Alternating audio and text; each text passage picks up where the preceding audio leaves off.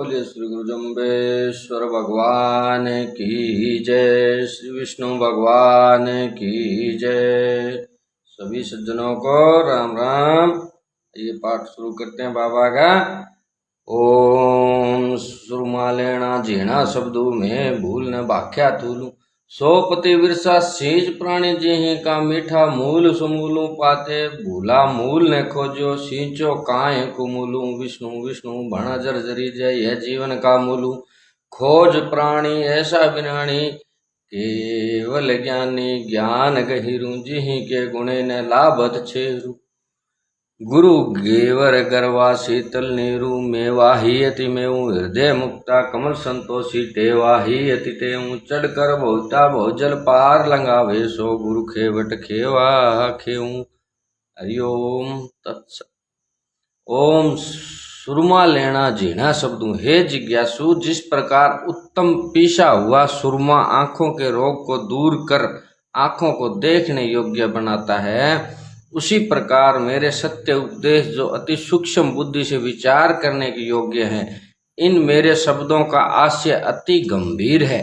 ये अज्ञान रूपी अंधकार को दूर कर हृदय में ज्ञान रूपी प्रकाश को फैलाते हैं, जिससे जिज्ञासु व्यक्ति अपने हृदय में परमात्मा के दर्शन कर सके। मैं भूल न भाख्या तूलूं, मैं कभी भूल कर भी अथवा विनोद में मजाक में असत्य भाषण नहीं करता। सोपति विरसा सीच प्राणी जिहि का मीठा मूल सुमूलू, उन जगत के परमात्मा को एक ऐसा वृक्ष समझो जिसके सभी अंग मूल शाखा पत्ते फूल व फल स्वादिष्ट हैं। अतः ऐसे परमात्मा रूपी वृक्ष को जप व ध्यान रूपी जल के द्वारा सींचो, पाते भूला मूल ने खोजो। हे प्राणी, तुमने परमात्मा रूपी वृक्ष के पत्तों को ही केवल जल से सींचा है, अर्थात केवल बाह्य आडंबर के द्वारा भगवान विष्णु की पूजा की है। मूल को जल से नहीं सींचा, अर्थात आंतरिक शुद्धि भावना पूर्वक लोक दिखावा छोड़कर जप व ध्यान नहीं किया। अतः तुम्हें उत्तम फल की प्राप्ति कैसे हो सकती है। सींचो काय कुमूलू, हे प्राणी, तुम विष के पेड़ की जड़ को क्यों सींच रहे हो। अतः अमृत के समान फल कैसे मिल सकेगा। अर्थात भूत प्रेतों की व देवी देवताओं की मन लगाकर तामसी पूजा कर रहे हो, अतः मोक्ष रूपी उत्तम फल न मिलकर अधोगति रूप विष का फल ही मिलेगा।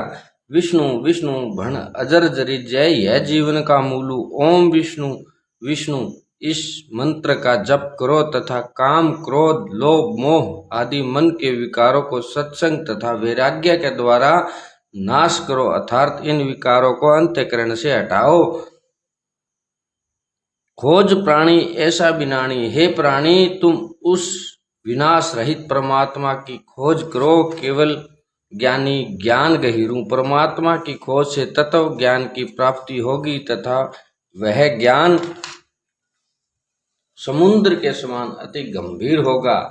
अथवा दूसरा अर्थ यह भी हो सकता है कि परमात्मा के गहरे ज्ञान को कोई ज्ञानी व्यक्ति ही जान सकता है। अथवा तीसरा अर्थ यह भी हो सकता है कि परमात्मा ज्ञान स्वरूप है तथा वह सबसे गंभीर है। जिहि के गुणे न लाभ अच्छे हूँ, उस परमात्मा के गुणों का कोई अंत नहीं पा सकता। ऐसे परमात्मा की प्राप्ति होने पर वासना नाश हो जाएगी। गुरु गेवर गरवा शीतल नीरू, मेवा ही अति मेऊ।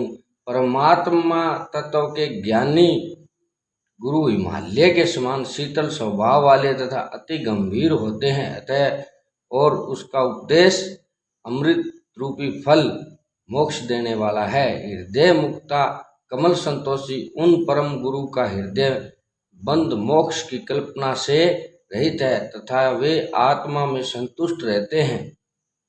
टेवा ही अति टेऊ, वे परमात्मा अथवा सतगुरु सभी आश्रयों से उत्तम आश्रय हैं अथवा शरणागतों के लिए उत्तम शरण है।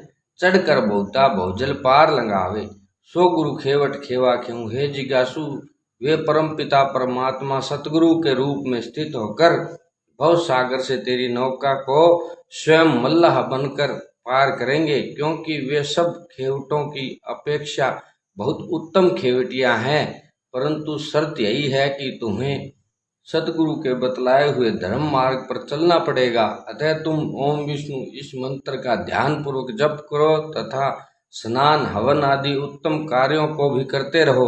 इन कर्मों से तुम्हारी सांसारिक वासना दूर होगी तथा हृदय में भक्ति भावना उत्पन्न होगी। इसके उपरांत जाट ने नम्र भाव से श्री देव जी से पूछा कि आपने ब्राह्मण, क्षत्रिय व जाट आदि बहुत सी जाति के मनुष्यों को अपने संप्रदाय में सम्मिलित कर बिश्नोई नाम रखा है, ये सभी जाति के व्यक्ति पवित्र कैसे हो गए? तब श्री जम्बेश्वर भगवान ने शब्द सुनाया जो कल पाठ करेंगे। बोले श्री गुरु जम्बेश्वर भगवान की जय।